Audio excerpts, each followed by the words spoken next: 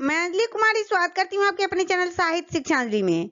आज मैं कक्षा 10 की जो पाठ्य पुस्तक है विषय संस्कृत पीयूषम, उसका पाठ 3 है आलस कथा। तो इस चैप्टर को मैंने पढ़ा दिया है और आज इस चैप्टर के प्रश्नोत्तर को करवाऊंगी। तो चलिए प्रश्न संख्या 1 की तरफ। प्रश्न संख्या 1 में पूछा जा रहा है और लिखित प्रश्न कर रहा है। लिखने के लिए लिखता है रिक्त स्थानानि पूर्यात, रिक्त स्थानों की पूर्ति कीजिए।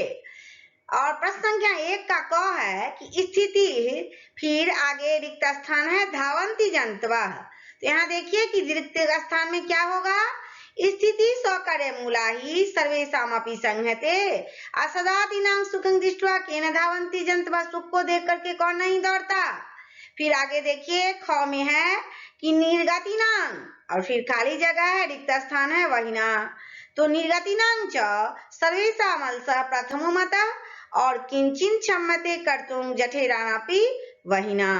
फिर ग में है कि कपेटाना आलसा अपि गृहन्ति इत्यस्माकं। तो इसके आगे क्या होगा, तो कपेटाना जलसा अपि गृहन्ति इत्यस्माकं प्रमादः नाम मंत्री। अब घ है कि विद्यापति लोकप्रिय है। तो चैप्टर में भी पढ़ा दी हूँ कि विद्यापति जो है वो क्या है, तो विद्यापति लोकप्रिय मैथिली कवि आसीत। और फिर आगे है नीतिकारा आलस्यं। तो नीतिकारा आलस्यं रिपुरुवं मन्यते। रिपु का अर्थ होता है शत्रु। तो नीतिकार कहते हैं कि आलस्य जो है ना वह शरीर का शत्रु है, ऐसा माना गया है। फिर च है कि आसित मिथिलायां, आसित मिथिलायां रिक्त स्थानानि है खाली जगह है। तो वीरेश्वरो नाम मंत्री, मिथिला में वीरेश्वर नाम के मंत्री थे। छ में है कि पाश्चादल सानां सुखं दृष्ट्वा धूर्ता अपि कृत्रिम आलस्यं दर्शित्वा गृहन्ति। तो पाश्चादल सानां सुखं दृष्ट्वा धूर्ता अपि कृत्रिम आलस्यं दर्शिता भोज्यं गृहन्ति। अब प्रश्न संख्या 2 में पूछा जा रहा है कि एक पदेन उत्तरत, एक पद में उत्तर देने के लिए कहा जा रहा है। और 2 का क है कि अलस कथाया कथाकार का, अलस कथा के कथाकार कौन, तो विद्यापति। आंसर क्या होगा, विद्यापति। ख में है वीरेश्वरी नाम मंत्री कुन आसित, तो मिथिलाया, इसका आंसर होगा मिथिलाया। ग में है कि केशाम इष्ट लाभ कृत्वा तुंद परिमजा चतुर्लिभुव, तो यहाँ होगा आलसानां। घ का है के कृत्रिम आलस्य दर्शित्वा भोजनं गृह्णीत। कृत्रिम आलस्य को धारण करके कौन भोजन ग्रहण करता था, तो धूर्ता, इसका आंसर होगा धूर्त। जो धूर्त लोग थे ना, चालाक लोग, वो कृत्रिम आलस, आलसी थे नहीं लेकिन कृत्रिम आलस को धारण करके वह भोजन ग्रहण करते थे। तत्रैव कति पुरुषा सुप्ता, तो वहां पर कौन 4 पुरुष थे, वो सुप्त थे, तो चत्वारः 4 पुरुष, चत्वारः उसका आंसर होगा। प्रश्न संख्या 3 में पूछा जा रहा है कि पूर्ण वाक्येन उत्तराणि दत्त। पूर्ण वाक्य में उत्तर देने के लिए कहा जा रहा है। इससे पीछे क्या था, एक वाक्य में उत्तर देने के लिए कहा जा रहा था। जैसा प्रश्न कहे वैसा ही काम कीजिएगा। एक वाक्य में उत्तर देने के लिए कहा जाए तो एक वाक्य में उत्तर दीजिए, पूर्ण वाक्य में उत्तर देने के लिए कहा जाए तो पूर्ण वाक्य में उत्तर दीजिए। अब पूर्ण वाक्य में उत्तर देने के लिए कहा जा रहा है। और प्रश्न संख्या 3 का क है कि मिथिलायां का मंत्री आसीत, तो मिथिलायां वीरेश्वरः नाम मंत्री आसीत।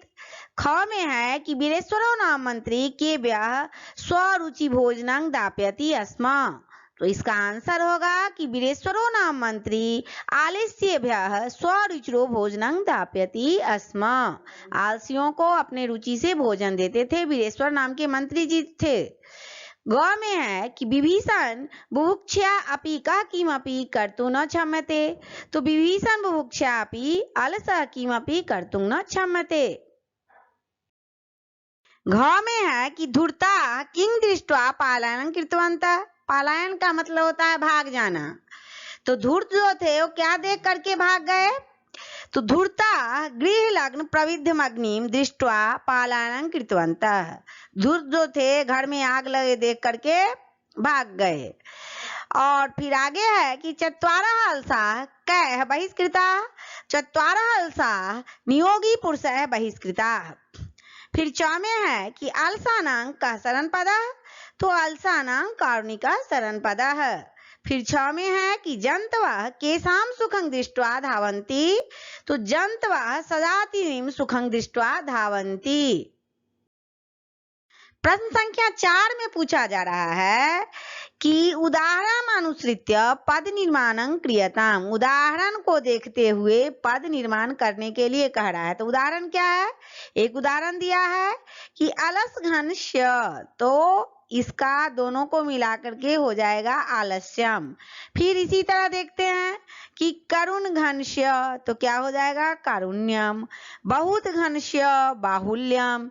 प्रधान घनश्य प्रधान्यम। तो इसी तरह से इसका जुड़ जुड़ करके बन जाता है। फिर घ की तरफ देखते हैं। इसी तरह से और भी क्वेश्चन है जो कि आप लोग सॉल्व कर लीजिएगा। फिर देखते हैं कि सरल घनश्य सरल्यम, तरुण घनश्य तारुण्यम, कठिन घनश्य काठिन्यम, वत्सल घनश्य तो वात्सल्यम हो जाएगा। तो बहुत आसान सा है। यहाँ आप इसको देखते हुए, उदाहरण को देखते हुए प्रश्न का उत्तर दे दीजिएगा। प्रश्न संख्या 5 में पूछा जा रहा है कि उदाहरण अनुसृत्य क्रियापदानि लिखत, उदाहरण को देखिए और क्रियापद लिखने के लिए कहा जा रहा है। उदाहरण देखते हैं कि क्या है। उदाहरण में है कि ददाति तस्यं प्रेरणार्थके, तो इसमें रिक्त स्थानीय है क्रियापदं भवति, तो रिक्त स्थानीय में क्या होगा? रिक्त स्थान में होगा कि ददाति तस्यं प्रेरणार्थके दापयति क्रियापदं भवति। अब देखिए प्रश्न संख्या 5 का क की तरफ चलते हैं। पश्यति इत्यस्य प्रेरणार्थक, पश्यति तस्य प्रेरणार्थक, फिर खाली स्थान है क्रियापदं भवति, तो इसका आंसर होगा प्रेक्ष्यति। खाली स्थान में प्रेक्ष्यति भराएगा कि पश्यति इत्यस्य प्रेरणार्थक प्रेक्ष्यति क्रियापदं भवति। अब ख में देखते हैं कि करोति इत्यस्य प्रेरणार्थक, खाली स्थान है क्रियापदं भवति, तो करोति एतस्य प्रेरणार्थकं कार्यति क्रियापदं भवति। फिर खाली जगह में क्या भरा जाएगा? कार्यति। ग में भी रिक्त स्थान को पूरा करने के लिए कहा जा रहा है। तो ग में है खादति इत्यस्य प्रेरणार्थके, सबका है। पठति का है, खाद्यति का है, गच्छति का है, धातु है। खादति क्या है? गच्छति क्या है? धातु रूप आप याद कीजिएगा, समझ में आ जाएगा। तो खादति तस्य प्रेरणार्थके डैश है, खाली जगह है क्रियापदं भवति, तो खादति तस्य प्रेरणार्थके खाद्यति क्रियापदं भवति। अब आगे देखिए कि घ में है पठति तस्य प्रेरणार्थके, आगे डैश है क्रियापदं भवति, कौन सी क्रिया होती है? तो पठति तस्य प्रेरणार्थके पाठयति क्रियापदं भवति, पाठयति होगा खाली जगह में। फिर आगे है कि गच्छति तस्य प्रेरणार्थके, गच्छ धातु से है, गच्छ मतलब होता है जाना, तो गच्छति तस्य प्रेरणार्थके, फिर खाली जगह है क्रियापदं भवति, तो गच्छति तस्य प्रेरणार्थके गम्यति क्रियापदं भवति, खाली जगह में होगा गम्यति। उदाहरण अनुसृत्य प्रश्न निर्माणं क्रियताम्, फिर यहाँ पर प्रश्न संख्या 6 में भी एक उदाहरण दिया गया है, उसको देख करके आप प्रश्न निर्माण कीजिए।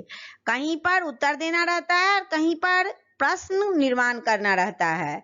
तो यहाँ पर प्रश्न संख्या 6 में प्रश्न निर्माण करने के लिए कहा जा रहा है। तो उदाहरण है कि वीरेश्वर कीदृशः मंत्री आसीत्, तो यहाँ क्या होगा इसका उत्तर कि वीरेश्वर कारुणिकः मंत्री आसीत्, यही होगा इसका उत्तर। फिर क है कि धूर्ता कृत्रिम आलस्यं दर्शित्वा भोजनं प्राप्नुवन्ति, तो धूर्ता कृत्रिम आलस्यं दर्शित्वा किम प्राप्नुवन्ति, प्रश्न निर्माण करने के लिए कहा जा रहा है। उत्तर दिया गया है, प्रश्न निर्माण करने के लिए कहा जा रहा है।